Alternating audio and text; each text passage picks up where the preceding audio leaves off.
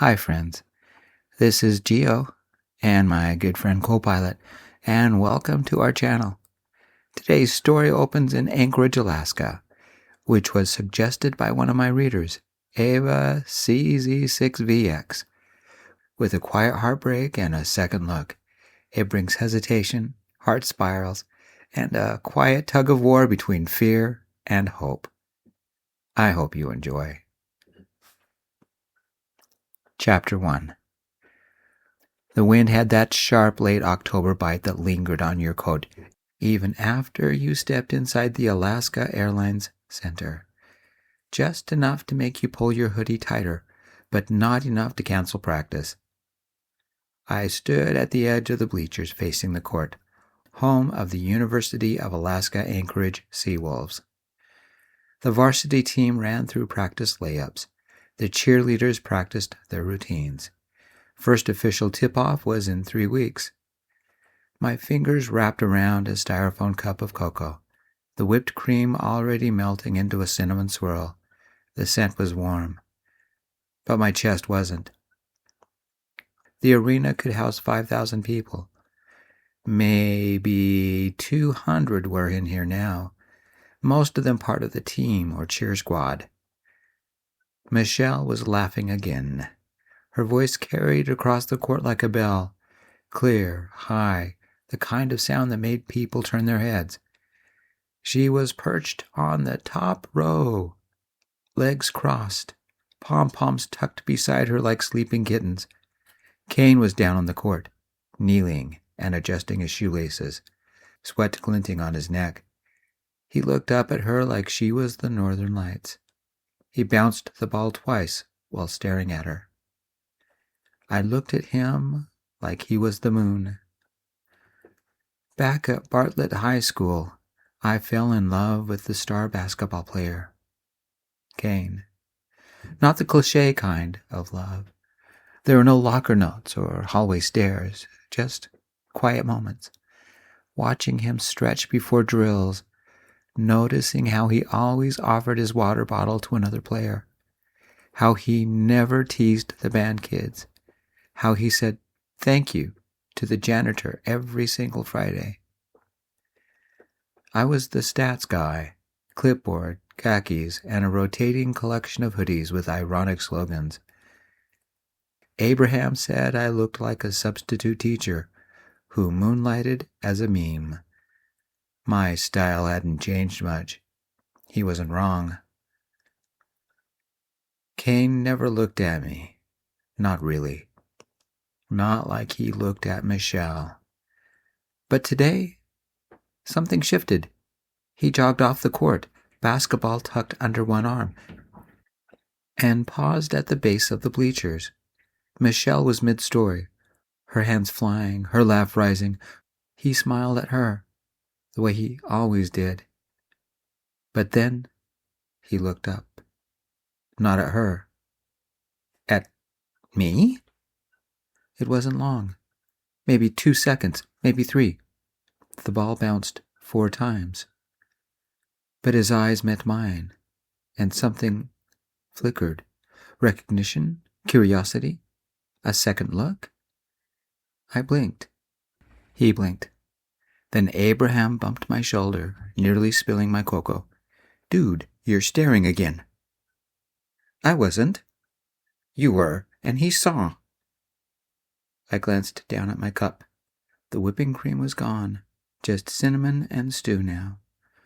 Do you think he knows? I asked. Abraham shrugged. Doesn't matter. You know. The coach left, leaving the door open long enough for the cool breeze to rustle the pom-poms, the playbook pages, the edges of my hoodie. Kane turned back to Michelle, but slower this time, like he was thinking. The door slammed behind Coach. The chill breeze stopped. I tried not to read anything into that. I sipped my cocoa. It was too sweet. Or maybe not sweet enough. Chapter 2. The cocoa was cold now. I didn't mind. It gave me something to hold, something to stir, something to pretend was more interesting than the way Kane had looked at me. Abraham was still beside me, legs stretched out, hoodie sleeves pushed up like he was ready to run drills himself. He had that look, half smirk, half knowing sigh. "You ever going to tell him?" he asked. I didn't answer. I just stirred the cinnamon into a slow spiral. "He's not dating Michelle," Abraham added. "Not officially, not even unofficially. They're just whatever." "They're not nothing," I said. "Neither are you." I blinked. The door opened. 2 of the cheer squad walked in, letting in a cool breeze. It rustled the playbook pages and the pom-poms still tucked beside Michelle. She hadn't noticed us. Or maybe she had, and didn't care. "I was never part of the story," I said. "Not back then, not now." Abraham leaned forward, elbows on knees. "You were always part of the story. You just didn't get the spotlight." I looked down at my cup. The cinnamon had settled into a quiet swirl, like it was waiting. "You know what your problem is," Abraham said. "Besides the obvious?" "You think love's a spotlight, but sometimes it's a shadow. Sometimes it's the quiet part, the part that holds everything up." I didn't say anything. I just watched Kane laugh at something Michelle said. He looked happy. He looked golden. But he'd looked at me. Just once. Just enough. Chapter 3. The bleachers emptied slowly, like a tide pulling back. Michelle lingered, of course. She always did. Her laugh was the last sound to leave the court, trailing behind her like perfume. Kane stayed too, stretching his hamstrings near the water fountain, gym bag slung over his shoulder, eyes scanning the backboard and hoop like they held answers. Abraham and I didn't move. We never did. Stats guys stayed until the last shoe left the court. "You know," Abraham said, "if this were a rom-com, you'd be the one with the secret talent, like you'd paint murals in your garage or write poetry on napkins." "I do neither." "Exactly. That's why it's tragic." I snorted. My hoodie had a fainted print of a raccoon holding a calculator. It was my favorite. Abraham's had a faded rainbow. He always looked like he belonged in a zine. Kane jogged toward the locker room, passing close enough that I could hear the music on his earbuds. He didn't look up this time. Or maybe he did, and I missed it. "Do you think he knows?" I asked again. Abraham didn't answer. He just stood, stretched, and said, "Come on, let's go get fries before the rush." "You want Kreiner's or Sammy's?" I asked. "I vote Kreiner's Diner. It rhymes. That's got to count for something." "You are hopelessly mental," Abraham answered. "Kreiner's it is." Kreiner's Diner. No words can describe. Down home, comfortable, where the scent of grease and black coffees and burgers graced the air. I didn't want fries. I wanted answers. Or maybe just a second look. Inside the diner, the lights were warm and the booths were cracked vinyl. Abraham ordered curly fries and a root beer. I got cocoa, again, out of habit. It came in a chipped mug this time. No whipped cream, no cinnamon, just heat. Michelle walked in 10 minutes later, her hair still perfect, her laugh still loud. Kane followed, quieter, eyes scanning the room. He didn't see me. I held my breath, eyes glued on him, hoping that maybe he would. Chapter 4. The diner's windows fogged with breath and fryer steam. Outside, the sky was bruising into twilight, and the wind had picked up, rattling the door every time someone came in. Abraham was halfway through his fries, dipping them in a ketchup-ranch combo with the precision of a surgeon. I was still nursing my cocoa. It had gone from warm to lukewarm to cold. but I couldn't let it go. It was something to hold, something to do with my hands. Kane and Michelle slid into a booth across the room. She was talking fast, gesturing with her straw, her voice rising and falling like a song I used to know. Kane nodded, but his eyes kept drifting. Not to the menu, not to her, to me. I counted 3 rapid-fire heartbeats before I looked away, then back, then away again. My fingers wouldn't stop jittering, so I stole a French fry to have something to do. Abraham didn't say anything. He just watched me watch Kane, smirking in that infuriating way he does. Then it happened. Kane stood up, left Michelle mid-sentence, walked across the diner like it was nothing, like it was normal, like we did this all the time. He stopped at our table, gym bag still in hand, hair damp from the shower, eyes soft and unreadable. "Hey," he said. I blinked. "Hey." He looked at my mug. "You always drink cocoa?" My heart skipped. The words rushed out, "Only when I'm trying not to panic." He smiled. "You're doing a great job then." Abraham made a noise that was somewhere between a cough and a laugh. I kicked him under the table. He dipped a French fry into his ketchup ranch disaster and kicked me back. Kane shifted his weight. "I was wondering, do you still keep the stats?" "Yeah," I said, "every game." He nodded. "Cool. I was thinking, maybe you could show me sometime? I've been trying to figure out my pass ratios." I stared at him.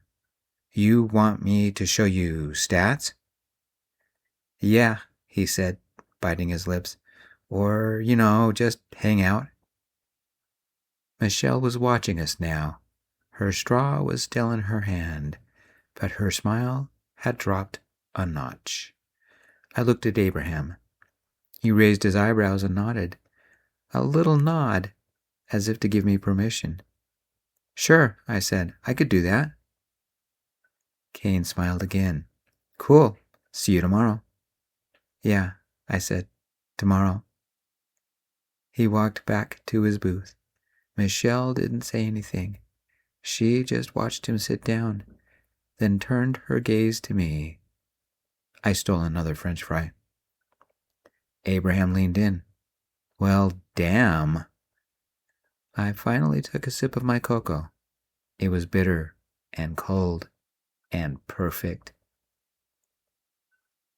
Chapter 5. The diner's lights buzzed overhead, casting a soft hum over the cracked vinyl and ketchup bottles.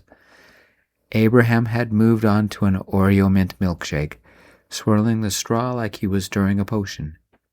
I hadn't touched my cocoa since Kane walked away.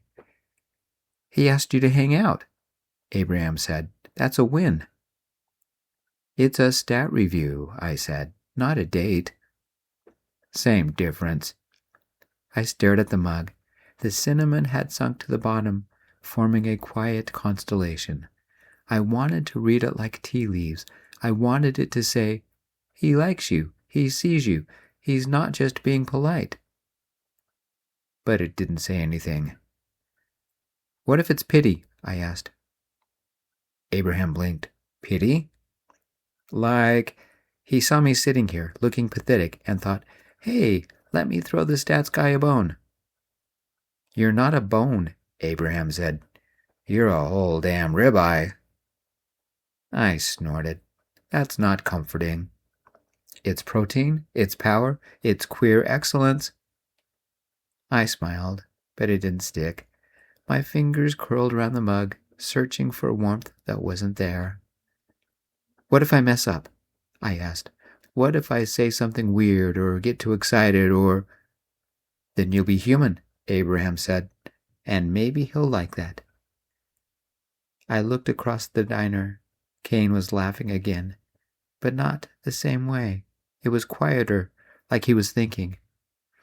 "I don't know," I said. "I've liked him for so long. I don't know how to be normal around him." Abraham leaned in. You don't have to be normal. You just have to be honest. I stirred the cocoa again. The cinnamon swirled, slow and silent. Tomorrow, I said, I'll show him the stats. I'll be honest. Abraham raised his milkshake. 'Tis stats and second looks. I clinked my mug against his glass. It didn't ring. It just thudded. Quiet, real. I hope it wasn't an omen. Chapter 6. The diner emptied in waves. Michelle left first, her left trailing behind her like a ribbon. Kane stayed. Abraham nudged me when the bell over the door jingled, and she was gone. Now's your chance, he said. I didn't move. Kane was still at his booth, scrolling through his phone, sipping something that looked like iced tea. He glanced up once, just once, but it was enough. I stood. Abraham raised his eyebrows. You sure? No, I said, but I'm going anyway. I crossed the diner like I was walking into a new season. The air felt different, warmer, sharper, like the moment before snow. Kane looked up as I approached, and for the first time, he smiled like he meant it. Hey, he said. Hey, I replied. You, still want to see the stats? He nodded. Yeah, I meant it. I slid into the booth across from him. The vinyl squeaked. My hands were cold, so I tucked them under my thighs. I've got them on my phone, I said. I track everything. Points, rebounds, assists, steals, even bounce rates sometimes. Kane laughed. Bounce rate? How often the ball hits the floor before a pass or shot? That's important. It tells me if a player thinks about what they are doing or if they're reacting without thinking. He leaned forward. You're serious? Always. He smiled again. I like that. I blinked. You like bounce rates? I like that you care. The booth felt smaller now, the diner quieter. The cocoa was gone, but the warmth was back. I've been watching you, Kane said. Not just today, but a while. I didn't know what to say, so I said the only thing that felt true.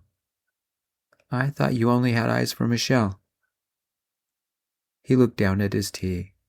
I did, for a long time, but then I started noticing other things. Like bounce rates? Like you. The bell over the door jingled again. A woman and 2 kids entered, letting in a blast of cold air. Abraham gave me that coy smile that said, I know everything. I hated that smile, especially when he was right. I looked at Kane. He looked at me. And just like that, the story changed. Chapter 7. The diner had thinned out to a few booths and a bored waitress refilling ketchup bottles. Abraham had moved to the counter, giving me space. Kane and I sat across from each other, a plate of curly fries between us, steam rising like a peace offering. I didn't know you tracked bounce rates, Kane said, dipping a fry in ranch. I didn't know you noticed me, I replied. He paused. I did. I just didn't know how to say it. I looked down at the fries. They were golden, crisp, perfect. I picked one up, broke it in half, and dipped it in ketchup. You always sit with Abraham? Kane said. He's my best friend. He's funny. He's loyal. Kane nodded. You're lucky. I know. He leaned back, stretching his arms across the booth. I used to think Michelle was the only person who saw me, like really knew me, like really saw me. And now? He looked at me. Now I'm not so sure. The waitress dropped off 2 waters and a refill of cocoa. I hadn't asked for it. but she winked like she knew something. Kane picked up the mug, sniffed it. Cinnamon? Always. He took a sip. That's good. I blinked. You like cocoa? I like you. The words hung there, not loud, not dramatic, just real. I didn't answer. I didn't need to. Abraham watched from the counter, sipping his milkshake, eyes soft. He didn't smile. He didn't smirk. He just nodded, like he'd known all along. I really hate when he's right. Chapter 8. The next day, Kane showed up early. Not just early for him, but early for me. I was still organizing my stat sheets when he knocked on the side of the bleachers like it was a door. You always sit here? He asked. Only when I'm trying to look mysterious. He grinned. It's working. We sat side by side, knees almost touching, the arena's light sharp but not cruel. I handed him my phone. Stats app open. Pass ratios highlighted. You really track bounce rates, he said. I really do. He scrolled, eyebrows raised. This is kind of amazing. Kind of? Okay, very. I shrugged. It's just numbers. It's not just numbers, he said. It's care, it's attention, it's you. I blinked. You're weird. You're weirder. We laughed. It wasn't loud, but it was real. Later, at Kreiner's diner, we shared a grilled cheese and argued about ketchup. You dip grilled cheese in ketchup? I asked, horrified. Only when I'm feeling rebellious. That's not rebellion, that's culinary sabotage. He dipped anyway. I stole the last fry in protest. Abraham joined us halfway through, slid into the booth like he'd always belonged there. He raised an eyebrow at the ketchup. Bold, he said. Thank you, Kane replied. You're still wrong, I added. Abraham smirked. You two are disgusting. I love it. We walked home under a sky that looked like spilled ink. Kane's jacket brushed mine every few steps. He didn't pull away. Neither did I. You ever think about leaving Anchorage? He asked. Sometimes, I said, but it's got good cocoa. He laughed. That's your metric? Always. He paused. I used to think I'd leave for college, somewhere warm, somewhere loud. And now? He looked at me. Now I think maybe I'll stay, if there was a reason. I didn't answer. I didn't need to. The next day, he brought me cinnamon cocoa in a thermos. No whipped cream, just heat and spice, and a note taped to the side. For bounce rate and second looks. I kept the note. I didn't tell him. Abraham saw it and smiled. You're in the fun and games now, he said. I'm not sure what that means. It means you're not just watching anymore. You're playing. I sipped the cocoa. It was perfect. I still hated Abraham's smile, but maybe he was right. Chapter 9. The next day at practice, I found a thermos waiting for me. It was still warm when I opened it. Cinnamon, no whipped cream, just like I liked. The note was taped to the side, twice folded, written in Kane's handwriting, slanted, neat, a little too careful. You make stats feel like poetry. I didn't know what to do with that, so I read it again and again. Abraham found me on the bleachers, thermos in hand, note tucked into my hoodie pocket like a secret. You look like someone who just got proposed to, he said. It's just a note. It's never just a note. I didn't answer. I didn't need to. Practice was quieter that day. Michelle was absent. Cheer captain emergency. Or maybe just a strategic retreat. Kane ran drills like he was trying to outrun something. Or maybe run toward it? Afterward, he jogged over, towel draped around his neck, his hair damp, eyes bright. Did you get the cocoa? He asked. I did. And the note? I nodded. I did. He looked nervous, like he'd just handed me his heart in a thermos. I meant it, he said. I meant all of it. I blinked. Even the poetry part? Especially the poetry part. We sat on the bleachers, side by side, watching the coaches argue about something. The court was empty. The cocoa was perfect. I used to think I had to be someone else, Kane said. For Michelle, for the team, for the town. And now? He looked at me. Now I think I just want to be someone who drinks cocoa and talks about bounce rates. I laughed. That's a niche identity. It's mine, he said, if you want it. I didn't answer. I didn't need to. Chapter 10. Michelle was back. She walked onto the court like she owned it. Ponytail, pom-poms tucked under one arm, chin high, like she was daring the room to blink first. The team shifted when she arrived. Voices louder, posture straighter, like her presence demanded performance. Kane didn't look at her, not at first. He jogged over to me, thermos in hand, cinnamon cocoa still warm. He handed it to me without a word, then sat beside me on the bleachers. You tracked my throws yesterday? He asked. Everyone. He smiled. I love it when he smiled. You're amazing, he said. I blushed. You're biased. He leaned in. Close. I'm honest. Michelle watched us. Her eyes didn't blink. Her smile didn't reach her cheeks. Later, in the locker room hallway, Abraham pulled me aside. She's asking questions, he said. About what? About you, about Kane, about Coco. I swallowed. She's not subtle. She's not happy.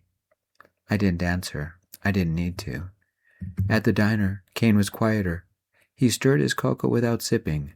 Michelle had texted him. He showed me the screen. Unread. She wants to talk, he said. Do you want to? He shrugged. I don't know. I looked at the thermos. The cinnamon had settled again, like it was waiting. I don't want to be a secret, I said. You're not, he replied. But I'm not a headline either. He looked at me. I'm trying. I know. The booth felt colder. The cocoa tasted different. Abraham watched from the counter, eyes narrowed, milkshake untouched. Outside, the wind had teeth. Michelle stood by the parking lot, arms crossed, eyes locked on Kane.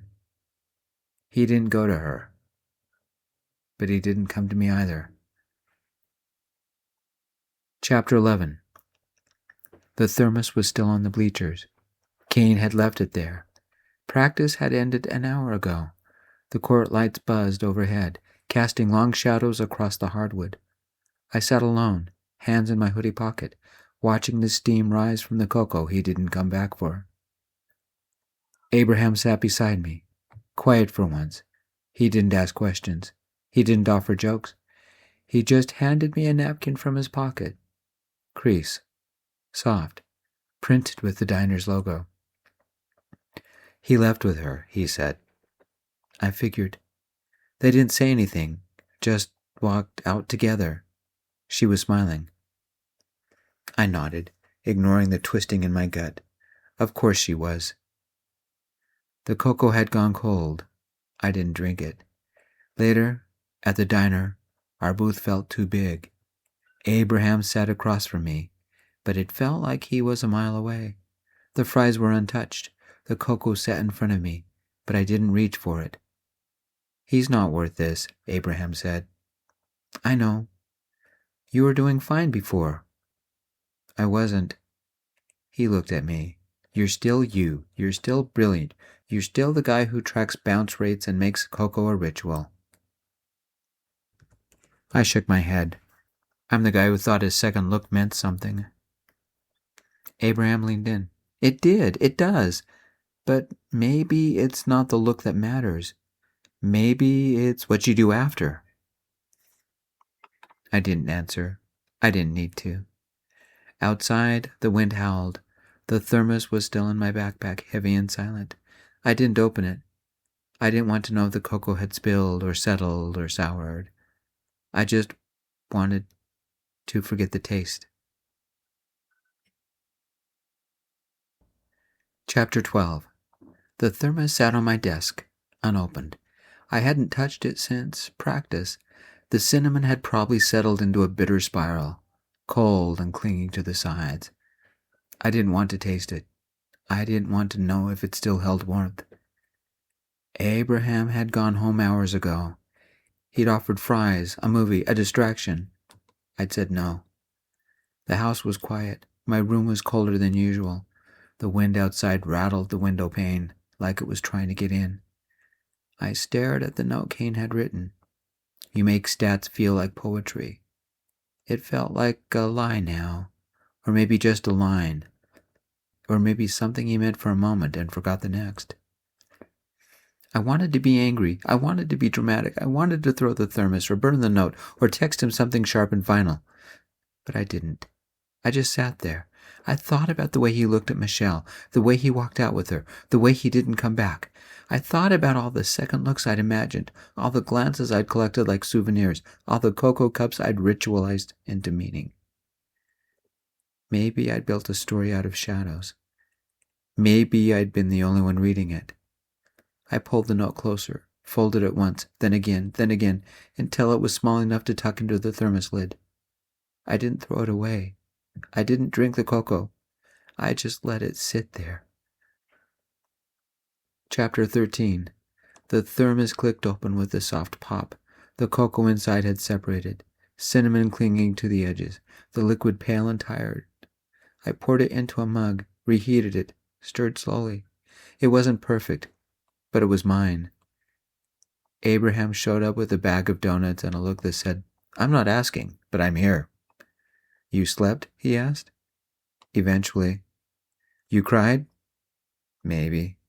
He handed me a maple bar. You're allowed. We sat in silence, cocoa and donuts between us, the morning light soft and forgiving. I don't think he meant to hurt me, I said. I know. But he did. I know. I sipped the cocoa. It was warm again, not sweet, not bitter, just warm. I think I'm done waiting, I said. Abraham nodded. Good. I think I want to write my own story. He smiled. Even better. At practice, I didn't sit on the bleachers. I stood on the sidelines, clipboard in hand, stats app open, bounce rates noted. Kane jogged past, slowed, looked at me. I didn't look away. He paused. Hey. I didn't mean to. I know. I know. He looked down. Can we talk? I nodded. After practice. He smiled. Okay. I watched him run drills. I tracked his passes. I noted his footwork. I didn't watch Michelle. I didn't watch the shadows. I watched the light. Practice ended early. The wind was soft. The sky streaked with gold and gray. I stood just outside the arena, clipboard tucked under my arm, thermos in hand. The chill bit even through the layers I wore. I should go inside, but I needed the fresh air and sky. Kane walked toward me, slow, deliberate, his basketball shoes swinging from his fingers. I'm sorry, he said. I didn't answer. I didn't know what to say, he said. Michelle cornered me. I panicked. I nodded. I get it. I didn't mean to leave you. I know. He looked at the thermos. Is that cocoa? Reheated. He smiled. Still cinnamon? Always. I handed it to him. He took a sip, eyes closing for a second like he was tasting memory. I missed this, he said. You missed stats? I missed you. The court was empty. The bleachers were quiet.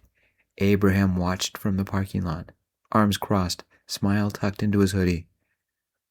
I don't want to be a headline, I said. You're not, Kane replied. You're the story. I blinked. That's cheesy. It's true. He handed the thermos back. Our fingers brushed. The wind shifted. Can I walk you home? He asked. I nodded. Yeah. We walked past the diner, past the bleachers, past the shadows. The cocoa was warm. The note was still folded in the lid. The second look had become a first step. Chapter 15. The final chapter. The bleachers were cold, but we sat there anyway. Kane had brought a blanket this time, navy blue, fleece, frayed at the corners. He spread it between us like a peace treaty. The thermos sat between us, steaming gently, 2 mugs, no whipped cream, just cinnamon and heat. I used to think love had to be loud, Kane said. Big gestures, big drama. And now? I asked. He looked at me. Now I think maybe it's just this. The court was empty. The lights bright. The air quiet. He poured the cocoa, handed me a mug. Our fingers touched. A casual flirt, but it lingered. His hand was warm, his eyes earnest. This time, neither of us pulled away. Kane tried to suppress his smile, but he failed. Abraham walked past, one hand raised in a lazy wave. I waved back. Kane did too. We didn't speak for a while. We didn't need to. We simply held hands ahead. That was enough. The cocoa was perfect. The silence was full. The second look had become a steady gaze. And for the first time, I didn't feel like a shadow. I felt seen. And I've never been happier. I'm Geo, and I love you all. Peace, my friends.